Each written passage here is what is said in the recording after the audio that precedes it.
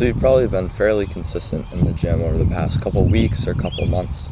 However, maybe you aren't seeing the gains that you once had when you first started. Maybe you leave the workout feeling not very fatigued, maybe a little bit sore the day after, but overall you feel like you could repeat the workout again after you've just finished it. So today I'm going to tell you the kind of bro science of how your muscles grow that you and I can understand, how to train them optimally, and how to avoid overtraining, as well as how much effort it actually takes to grow your muscles optimally. So how do muscles actually work? So it's quite interesting if you think about it. The mechanism of muscles is that if you're put in a difficult situation where you're under a lot of stress or you need to run faster, your body can easily adapt to that and build you stronger muscles, build you quicker muscles, so you can survive the current circumstances. So if we apply this to the gym, right?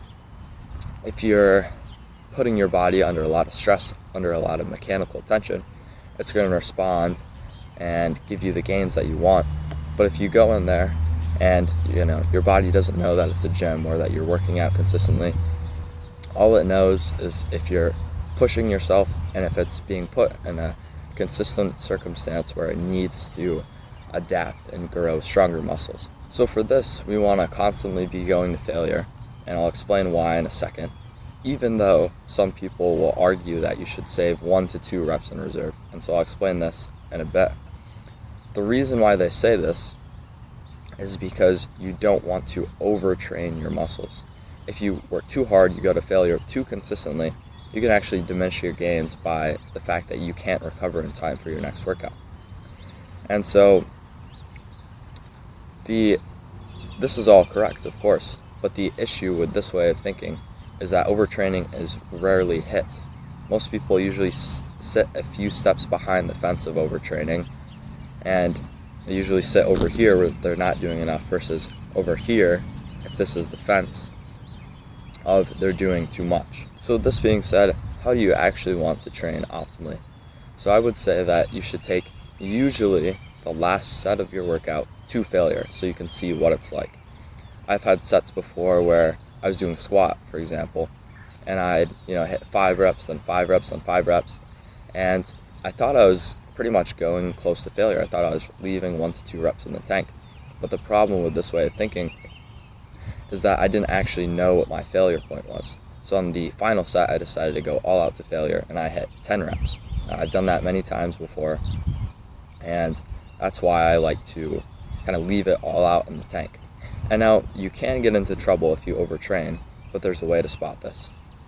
If you're sore, if your muscle group that you just trained is sore for more than 3 days after you work out, then you are overtraining.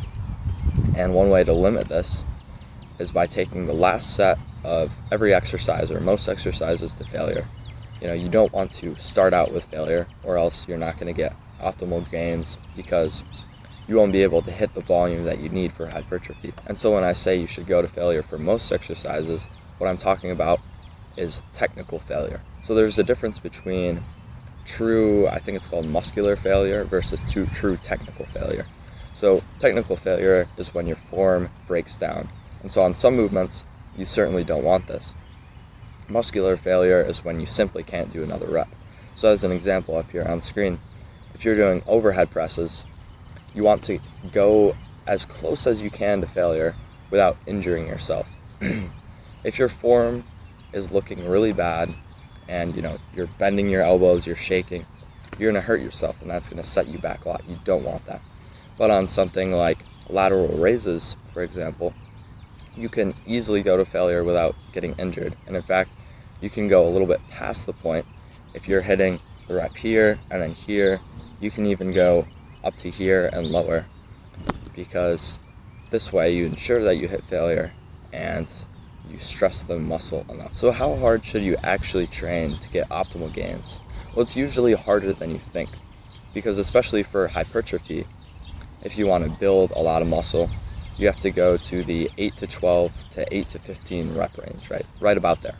But when you do these long rep sets, oftentimes after 10 or 12 reps or so, or 8 or 12 reps or so, or somewhere around there, you might feel like you have 1 to 2 reps in reserve. But the trick here is you usually, especially on hypertrophy, can go a lot more than you actually think. And so once you realize what this failure point is, then maybe you can start to go to 1 to 2 reps in reserve because you actually know what it is. So to summarize, make sure you're going to failure at the last set of most of your exercises during your workouts, and make sure you're not pushing past the point of technical failure. And I hope you enjoy it.